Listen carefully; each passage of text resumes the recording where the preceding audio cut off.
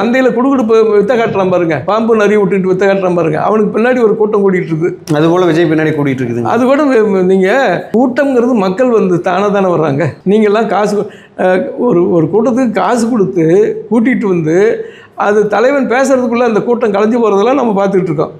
ஆனால் சரியா தவிர விஜய்க்கு பின்னாடி ஒரு கூட்டம் இருக்குது. அந்த கூட்டத்தை ஒழுங்குபடுத்துறது தானே தலைவனுடைய வேலை.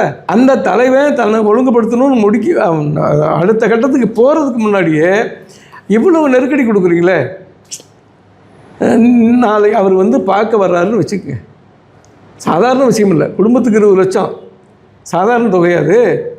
அதை கொடுக்க வரும்போது அன்னைக்கு விஜய் வந்து பேசுகிறதுக்கு வந்தபோது கூட்டத்தை விட அதிக கூட்டம் வந்துடும். அந்த கூட்டத்தில் ஏதாவது அசம்பாவிதம் நடந்தால் அதுக்கும் பொறுப்பு விஜய்ன்னு தானே சொல்லுவீங்க. உங்கள் காவல்துறை பொறுப்புன்னு சொல்ல மாட்டீங்க, அரசியல்வாதிகள் பொறுப்புன்னு சொல்ல மாட்டீங்க. அவர் அதில் தான் ஜாக்கிரதையாக இருக்கார். அப்படி தான் நான் நினைக்கிறேன். எனக்கும் விஜய்க்கு ஒன்றும் பெரிய, நான் விஜய் ஆதரிக்கிற அரசியல்வாதியும் இல்லை. இன்னும் சொல்லப்போனால் இந்த அரசியல்வாதிகளோட எனக்கு ஒட்டும் இல்லை, உறவும் இல்லை. நான் எடப்பாடியார் ஆதரிக்கிறது என்பதே அவருடைய பெருந்தன்மை தான். அவருடைய உழவர் குடியில் பிறந்தவருங்கிறதால அவர் வந்த பிற்பாடு தான் 400 கோடி செலவு பண்ணி இந்த குடிமராமத்து திட்டம் கொண்டு வந்தது. உழவை பற்றி சிந்திச்சு யாருங்க, வந்த உடனே பச்சை துண்டை தலையில் கட்டிக்கிட்டு மக்கள் மத்தியில், விவசாயிகள் மத்தியில் எளிமையாக போன தலைவன் யாருங்க?